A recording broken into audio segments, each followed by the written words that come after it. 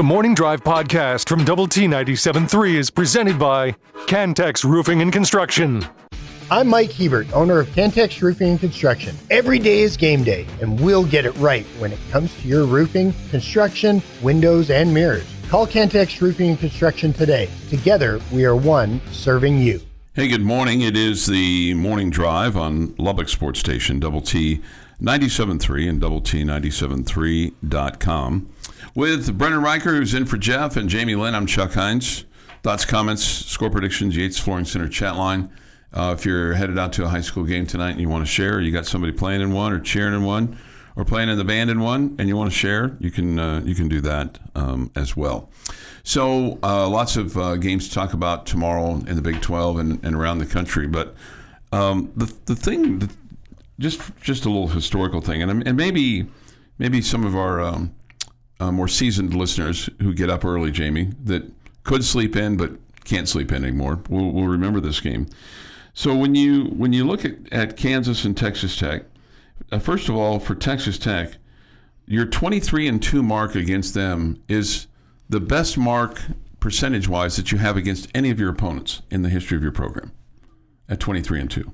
I think in the history of the Big 12 Conference, it's the most dominant record of anybody versus anybody else. The one that kind of comes close is Arizona, which surprisingly you're 27-5-2 against. Just the fact that you've played them 34 times is a surprise. And a lot of that goes back to the old border conference, sure, and even times in the Southwest Conference when you played them as a non-conference.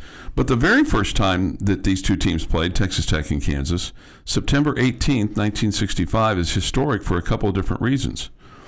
And if you were among the 35,300, in those days they estimated the attendance, you had somebody up there in the press box going, hey, it looks like 35-3, okay? There was a huge rainstorm in the third quarter, described as a biblical deluge, and the weather was ominous. Lightning was all around the city. In those days, you didn't leave the field or exit the stands in case of lightning. There had been a tornado reported near Ropesville, and then by the third quarter, the tornado sirens were going on in the city as more cyclones were in the air. By the time they got to the end of the third quarter, the head coach for Texas Tech, J.T. King, and the head coach for Kansas, Jack Mitchell, both agreed to call the game at 26-7 Texas Tech. Okay? The other thing that's really interesting about this game is it's the first time that replay was used in a college football game. And it was a Texas Tech graduate, a gentleman by the name of Robert Walker, who used his Ampex technology, and it allowed Coach J.T. King to review plays the moment they concluded. The NCAA would ban this in 1967 because, quote, not all the schools could afford the technology. Okay. So I don't know, just thought that was interesting, just from a historical standpoint. So if you were at that game and you want to share, I'd love to hear from you this morning on the Yates Flooring Center chat line. You can go to the Double T 97.3 mobile app, which is presented by Happy State Bank. So the Red Raiders come in undefeated.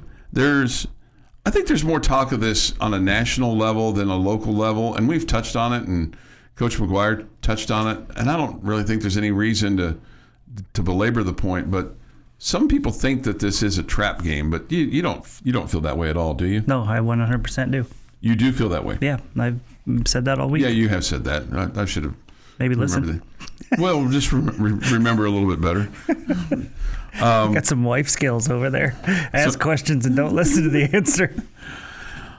That happened to me the other day. I asked a question, how much something cost, and I got in my car and go, you know what? I didn't hear a word that guy said. I wonder how much it was. And I mean, I didn't buy it, but I was thinking about buying it because I needed it, and I wasn't quite happy. I think we all tend to do that. Sometimes we ask a question and then something else pops into our mind, and like, oh man, I don't even remember what he said. Right, yeah. Right. No, yeah. I'm guilty as charged of that. I am too. I'm guilty as charged. So What will be an indication to you maybe early on that this is not a trap game? Or is there an indication early on for you? Well, I think it's a trap game regardless. It's how you handle it, or that you're not going to, again, you can play terrible or you can play great. It's still a trap game. You can say you conquered or you dominated a trap game or whatever. So, I'm telling you now, it's a trap game. I mean, if your question is, what is it? What am I going to need to see to make me worried that we're going to lose or that we're not playing well or whatever? Basic stuff, I guess. Or flip it the opposite way. I mean, if you come out there and see a lot of energy from the team and you're able to, immediately get a stop or immediately, go down the field and score and then kind of couple that with a stop, then I think you're probably talking about, okay, it's a team that's focused and dialed in and all that good stuff. At the same time, you're going to be like, okay, don't let up, don't get too confident. But, I do think it's a trap game. Because I feel like, I feel like there's the potential for next week's game to be really big, and you're feeling good about where you are, all that good stuff. We're in somewhat uncharted territory as far as being in the top 10, and people are talking about us being in the college football playoff and all these kind of things. And so, does that make this team kind of feel good about themselves a little bit? I love the fact that you have so many veterans on this team that gives me confidence that we'll be able to handle it. But I think if I'm living in reality, I'm saying to myself, yeah, it's a possibility that this week has been, too much of patting ourselves on the back. I think that's the challenge for Coach McGuire. And so that's what in these situations, you really lean heavily on your leadership, and I think that comes from the top, obviously with your coaches, but also with your veterans like Baron Morton and Jacob Rodriguez and all those great veterans you got on the defensive line. All those guys, I think veterans matter in situations like this, and so that's what gives me confidence that we'll be able to handle it. Yeah, because you got a lot of guys at skill positions, defensive line, linebacker, quarterback, even your receiver group, that should be hopefully a calming influence on their teammates and guys that keep everybody else level-headed, during the week and keep them dialed into, we need to treat this like it's a tough opponent and not get overconfident. Yeah. The latest availability report lists no one as doubtful for this game. So that's awesome. That's a good sign. You have, some guys that are listed as out, specifically one that you'd really like to have because you feel like that he's close to breaking one away, and that's Tristan Gentry. He's out for the game.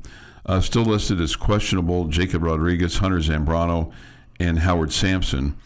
And really that's that status probably gets clarified this morning for those guys, whether that's listed when the next availability report comes out, which is right before game time.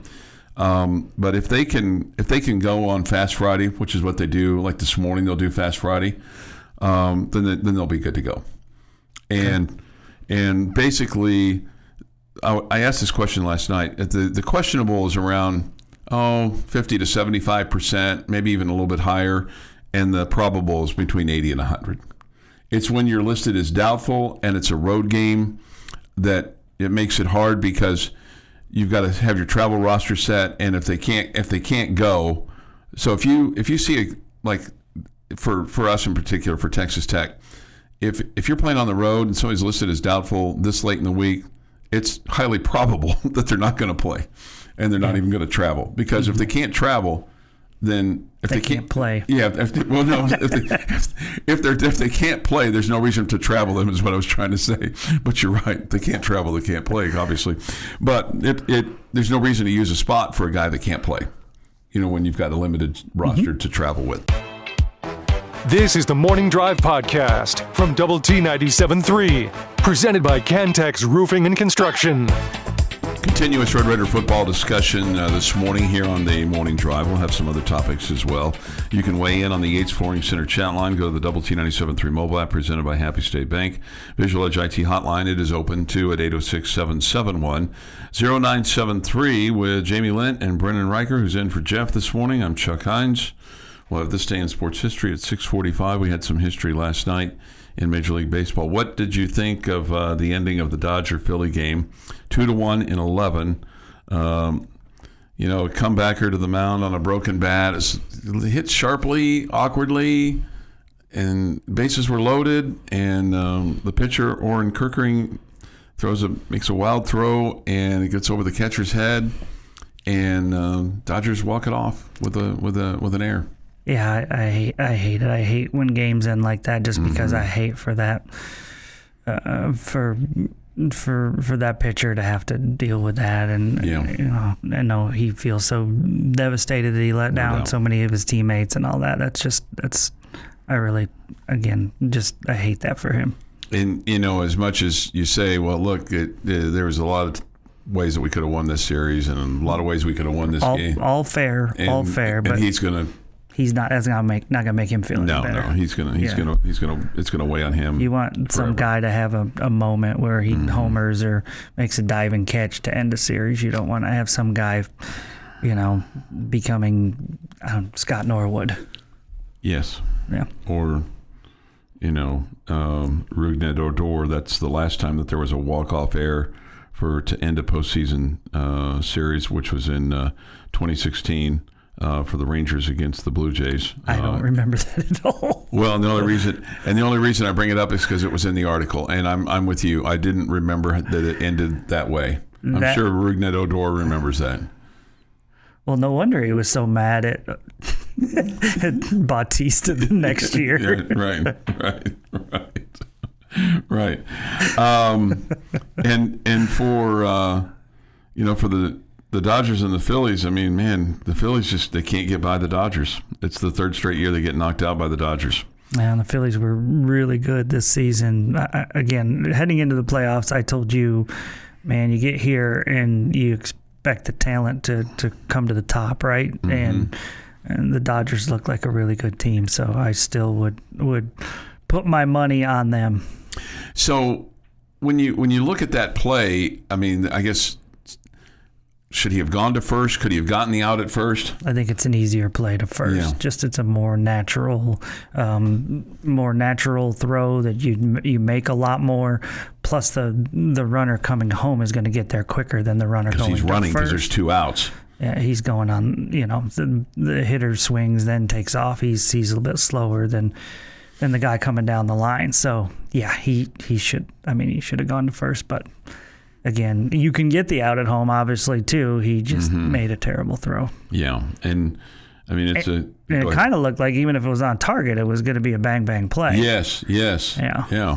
And that's why when I was looking at the replay, I was trying to determine if the guy going to first, because of how he came off the mound and how the way that the ball was hit, he would have had to turn. But still, I mean, You're probably right. The easier throw was to first base, but still he would have had to make a play. Yeah, he still would have had to make a play. I mean, if he fields it cleanly, he's good either way. He probably makes it easily.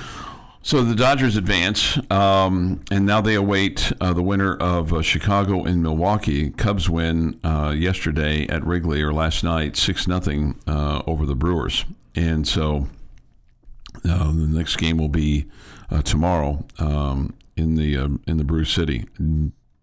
Does Milwaukee? And I'm going to ask you this later on, but you can go ahead and give us an early preview of what you think of Milwaukee and Chicago in terms of. Do you think Chicago's got a little mo, or does? Well, I think they definitely do. I tend to lean towards the home team in deciding games, which is kind of boring, But I'll pick the Brewers. Okay. Yeah. And then I also think they're the better team. Okay, you think the Brewers are the better team? Yeah.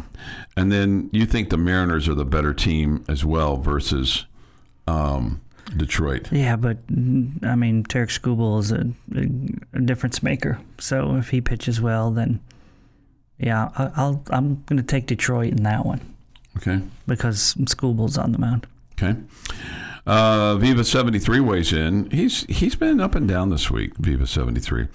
His Texas Tech versus KU prediction: Red Raiders 38, Kansas 0. I think. Shutout. That would be surprising. That would be surprising, just because they've been so prolific offensively. I've seen a lot of 38s, and I've seen some 17s, some 10s, some 21s, things along those lines, some 42s for Tech. I've not seen anybody predict here on the chat line, or even if you want to go to doubletsportsnetwork.com and see what all the fellas think and their variety of opinions and scores and stuff like that. Everybody picked Tech to win handily. Yeah, everybody picked Tech to cover in our group. Yeah, cover. This should have gone for one, but really feel for him. Yeah. Yeah, definitely. Yeah, no doubt. No doubt. So last night at Red Raider football with Joey McGuire, Jamie, I met a gentleman by the name of John. John happens to be the great uncle of Logan and Addison. Okay, Red Raider pitcher. Mm-hmm. And he shared with me that John McMillan, the former Red Raider, hunted ducks on Logan's grandfather's farm in Tohoka when Logan was in junior high school. Okay. And that he gave Logan some pitching lessons. He told him, throw it really hard like I do. And by the age 17, Logan was throwing 94-mile-an-hour fastballs, and apparently they still stay in touch. That's good. So that's awesome. And John, I think Logan has a chance to compete for the maybe closer role for the Red Raiders this year. Apparently, John McMillan is still friends to Logan, and Logan's sister is on the Texas Tech rodeo team. But here's the other thing that John made it clear to me, and he was nice about this. He just said, I agree with Jamie most often. which was fine. It was a pleasure meeting him and his friend. And it's good to know, after we found out yesterday that the folks at Memorial all agree with you. So it's good to know that somebody agrees with me once in a while, too. There's a great number of people that resonate with you more so than me. There's a lot more sane people in this world than crazy, I think. The Morning Drive podcast from Double T 97.3 is presented by Cantex Roofing and Construction.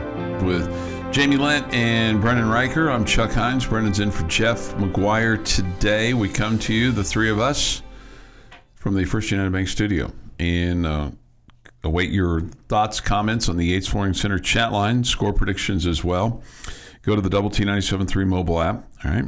Visual Edge IT hotline, it's open, 806-771-0973. Robert has weighed in, 4530 Texas Tech. Okay. We get this, Jamie, and I want your thought on this. I don't want a big blowout Saturday, so it keeps us grounded for big road games. Okay. I'm not worried about that, I guess. I just want you to keep playing well. Yeah, and I would tell you that, a blowout of a team like this, I think gives your team even more confidence. Yeah, yes, I think that's what he's worried about, being overconfident. Yeah, and I don't know that I'm worried about that. Trevor says Texas Tech 52-21. All right. So, and then we have a 35-14. In there as well. Cameron says 38-17, which was my score. 38-17. Okay. Texas Great Tech. Minds think alike, I guess. I'd be worried about Cameron if I was Cameron. Cameron with a K, Kamron, Cameron. Okay, as opposed to a C. Mm-hmm.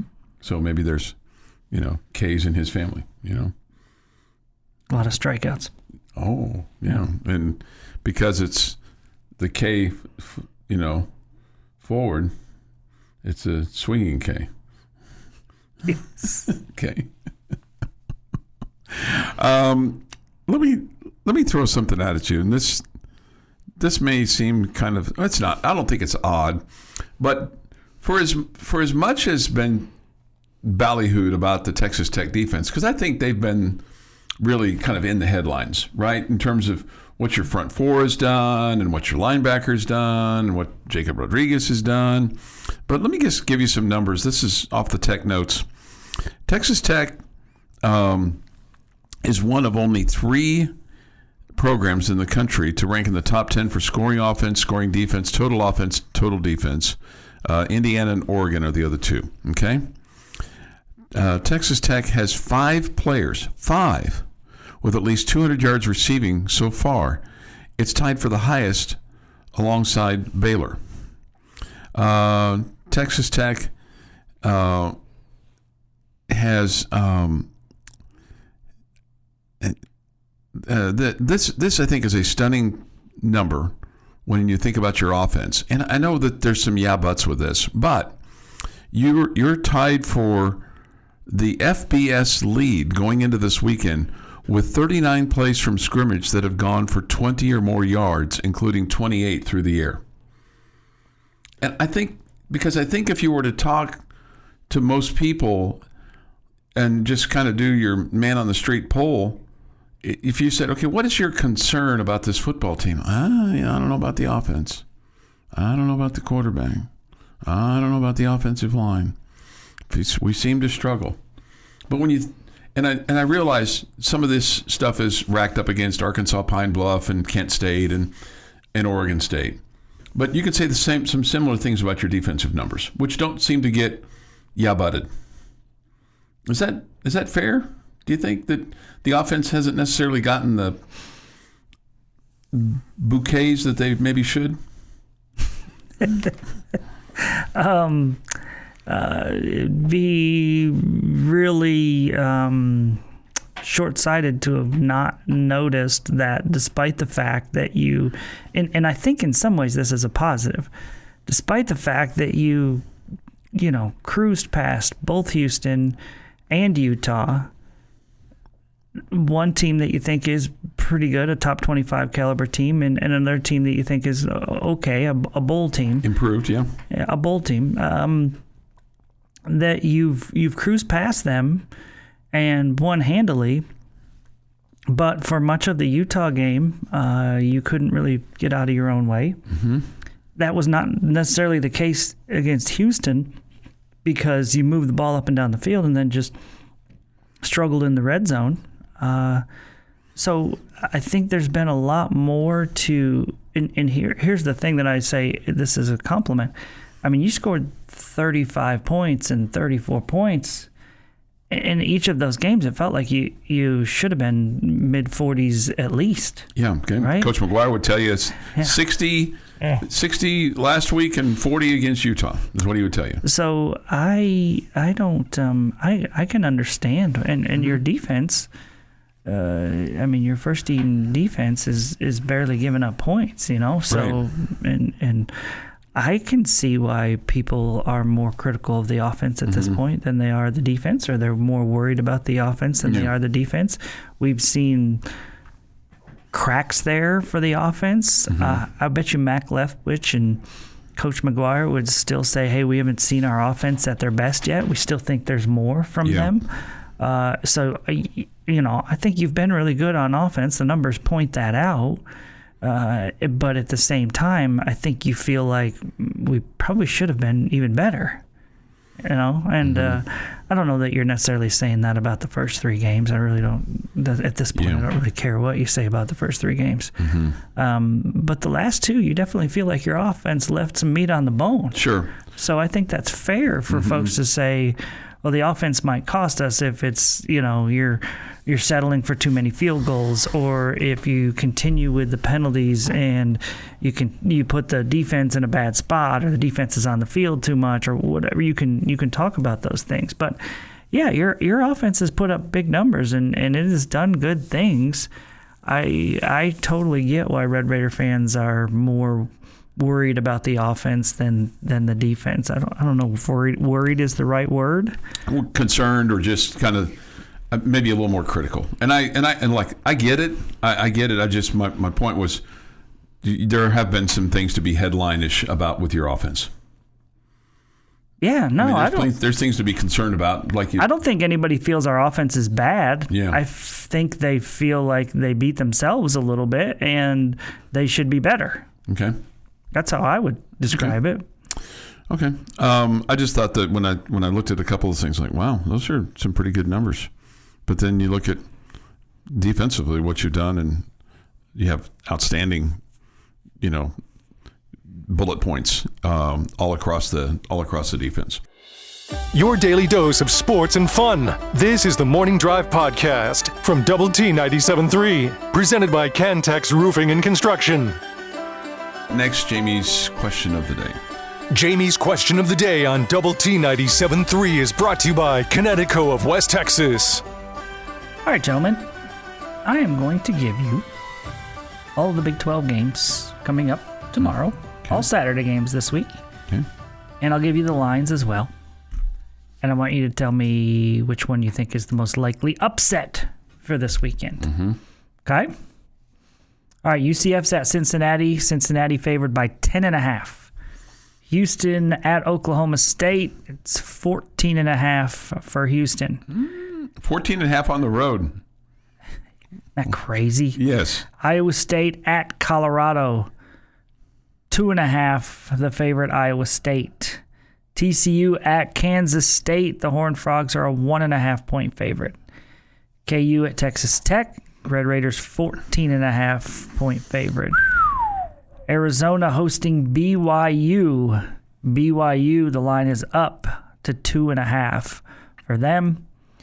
And Utah hosting Arizona State. The line there is up to 8.5, and I think it's gone up because word is that Sam Levitt is listed as doubtful. Okay. So will we have an upset? You can say there'll be no upsets. Yeah, but that's boring. You know what? I'm really tempted with this one. I don't know if it's much of an upset if TCU gets beat by K-State because they're playing at K-State's place. It's not, but the TCU's favorite, so it's technically an upset. Yeah. No, I agree with you. But it's not like a huge one, but it's an upset. So you know what? I think Houston gets Okie State. I'm going to take Houston. I'm going to take Oklahoma State to get Houston. Oh. Ooh. I think Okie State gets one over Houston. I think they'll have a letdown game after they're wearing their Love You Blue and all that kind of stuff, even though they got throttled by the Red Raiders. I think they'll be they're bummed. Okay. I think the most likely upset of this weekend in the Big 12 is going to be Colorado over Iowa State. I think that's a Cyclone team that's still a little banged up. They're on the road. Despite Colorado's record, that's going to be a hostile environment. And, Colorado played BYU close. And I kind of see Iowa State and BYU in the same category. Both really good teams. But I think Iowa State's still kind of licking their wounds from their loss to Cincinnati. And it's going to be a close game between Colorado and Iowa State. But I really think Colorado's going to, because they're going to get one Big 12, or at least one Big 12 win this year. And I think this is going to be one of those for the Buffaloes. Okay. He's so wise on his predictions and thoughts, and we're going to do upon further review. Choice won last week. Brendan's going to win this week. Yes, we should just skip it. Seems like that game is played on paper. Choice thinks that BYU is going to lose at Arizona. I'm not as confident in that one. I'm with Chuck, and I think Kansas State will beat TCU this weekend. That's the one I think will be the upset. Iowa State in Colorado is an interesting one. Again, Brennan made some good points on the fact that Iowa State banged up. I also just think about them kind of sometimes when you lose that first game and you spend too much time worrying about that maybe you're not as focused going on the road. Maybe if you had a big opponent coming up, you'd be a little bit more focused, and so maybe they have a letdown. But I still think Iowa State's just better than Colorado's, that much better. So I'm going to take K-State to beat TCU. I feel like TCU has not looked good the last 2 weeks. My close second was going to be UCF over Cincinnati, because Really? on the flip side of that Iowa State deal is Cincinnati's coming into that game riding high.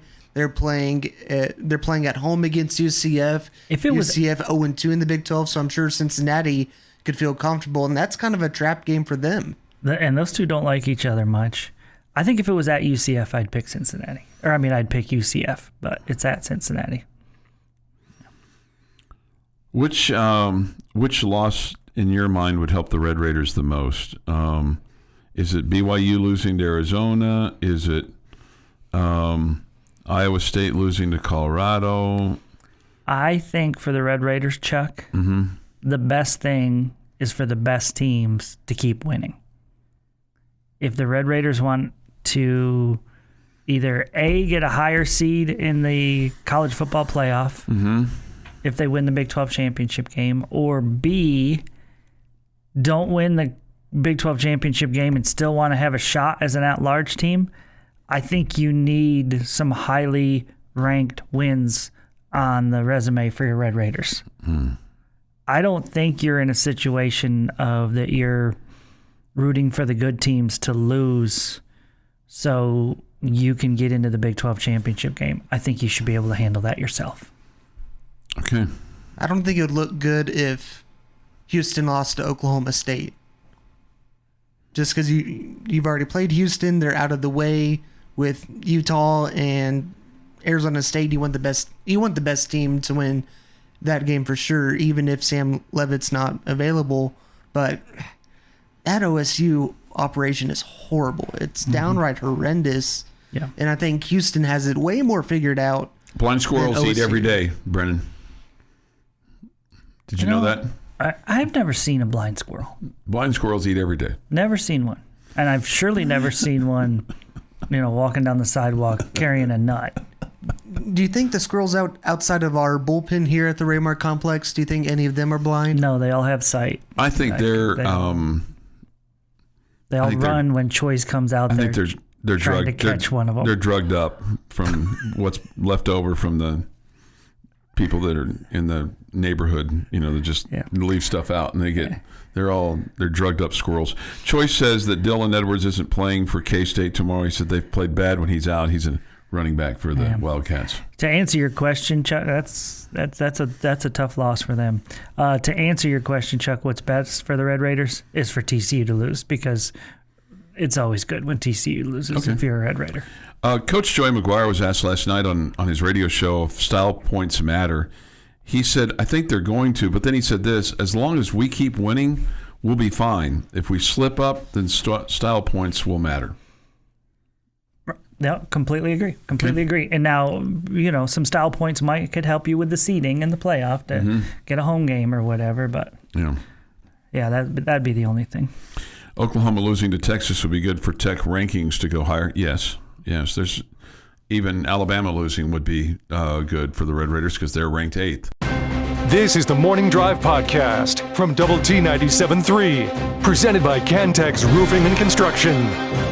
Man, the day has been just smooth as glass right across the top of the lake this morning. It's good. Yeah, right. So hopefully that continues the rest of the day. Good morning with Jamie Lent and Brendan Reichers in for Jeff McGuire this morning. I'm Chuck Heinz. We come to you from the First United Bank studio. Thoughts, comments, Yates Flooring Center chat line, Visual Edge IT hotline. It's open. You know the number, 806-771-0973. You can weigh in on the Yates Flooring Center chat line with your score predictions. Go to the Double T 97.3 mobile app for that. We get this. Tech breaks the Blue Chicken's beak in half. Yikes. Tech 45, Blue Chickens 17. Not so much a chicken and a mythical bird, but okay. It's, I don't know where the chicken comes in, but maybe so. It kind of looks like one. Maybe so. Yeah, there's times when There's times in various versions of their logo that it looks like a blue chicken. Other times it looks like an ostrich. Ostrich. Okay. Yeah, ostrich. Let's see this. SMU was 11-1, losing to BYU and not playing any of the other top ACC teams. Lost ACC championship last year and still got in. I think we should be the same this year. Hopefully this is a moot point and we win them all. Okay. Mm-hmm. All right. It would be good. It would be good, if Texas beat Oklahoma tomorrow. That would be helpful for you in terms of moving up in the rankings, provided the Red Raiders win tomorrow. Okay. That's just my take on it. I look at the top 25 games tomorrow, and we're going to have one for you mid-morning. It's an 11 o'clock kick from Illinois. Ohio State plays at Illinois. I just don't think there's any chance at all that they'll beat Ohio State at home. I would be shocked if Illinois is within 2 touchdowns. There you go. Shocked. There you go. Tonight there is a top 25 game. North Texas plays South Florida. North Texas is 5-0. Okay. And South Florida is 24th in the country. Eric Morris, of course, is the coach at North Texas. They have a sold-out stadium tomorrow for that game, or tonight for that game. He's a candidate for the Arkansas job. Makes sense. Okay. And remember the guy, he was the running back from Oklahoma. He was a coach here. He was the head coach at North Texas. I can't remember his name off the top of my head, but you know what I'm talking about, right? He was a coach here in the Leach administration. He left here before the 2009 season to go to Arizona. He was a running back at Oklahoma, and he was the head coach at North Texas.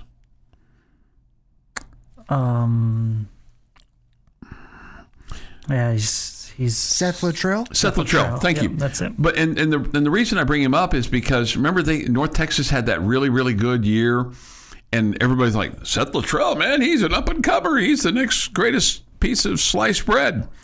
And he decided to stay at North Texas, and then it didn't go well for him, and he ended up getting fired.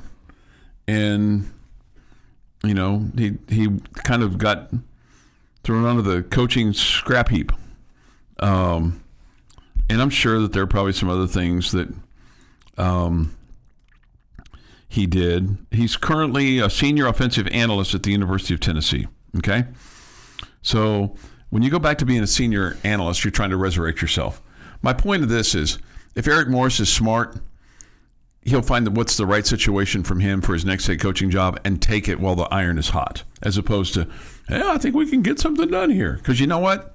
You've done about the best that you can do. That old song.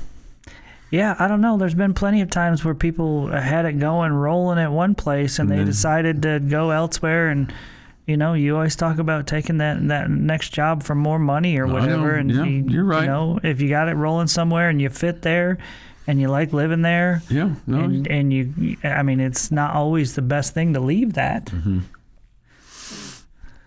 Yeah, no, you're not wrong. Somebody says this: if North Texas wins out, they could be the 12th team in the college football playoff. Huh? That'd be fun. Yeah. Bobby Hot Dogs, fictional bird, not mythical. Where in Greek mythology dies? Oh, does it where in Greek mythology does it reference a blue chicken with pilgrim buckles attached to his dumb shoes? Yeah. Somebody says, look at Tom Herman. Yes. Chuck, are you going to sit with Jamie in the press box tomorrow? No, I'm not allowed to. I can sit in the press box. I have a press pass. I choose not to. I want to be out with the people. And me and the Phenoms and the Lucky Lady are all going to be on the east side tomorrow. So we'll have, I'm sure one Phenom will have pickles and a pickle, and I'm sure another Phenom will have some kind of candy, and we'll have popcorn and Coca-Colas and all kinds of stuff. Jamie already has to sit next to one Kansas guy. I don't know if he needs to sit next to another Kansas guy during the football games. I have sat next to Jamie at a grand total of one game, and I wore them out. I wore everybody out around me because I like to talk, and they don't. Well, they talk in hushed tones, or they have their own kind of Klingon language that they have, and they don't want my chirping, and they don't want my analysis, and they don't want my tidbits, and they don't want my handshaking, which is again, I don't belong there, and I know that. And that's when you are self-aware like that. I think that speaks highly of somebody when you know that you're a bad fit for that environment. And I know that I'm a bad fit for that environment because it's serious stuff up there, man. It's serious stuff up there. Jamie just wrote this in the Yates Flooring Center chat line. The press box is the biggest that I know of in the Big 12. It is not big enough for the two of us. Wow. And I know that. And I'm fine with that. Chuck, you're a guy that when you watch your teams play at the house, you'll sit there. You've told me and have conversations with your on text with your crew. You got like a group chat that you guys are commenting on the game and all that kind of stuff. When I'm watching the game, I just don't need the comments. I just want to watch the game. No, I understand. I just want to watch the game. And I'll comment to the lucky lady too, and she gets analysis that she doesn't necessarily want, but she tolerates it. God love her, right? No question. He does. He does.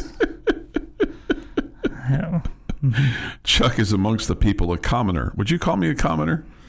I don't think you would. You're the farthest thing from a commoner that I know. You're a one of a kind. I'll take that as a compliment. My wife is a KUJ doc, and that mascot looks like a scary blue crane. That from Lindale Jeff. Oh, okay. This has been the Morning Drive Podcast, presented by Cantex Roofing and Construction. Check out our library of Double T 97.3 podcasts at doublet97.3.com.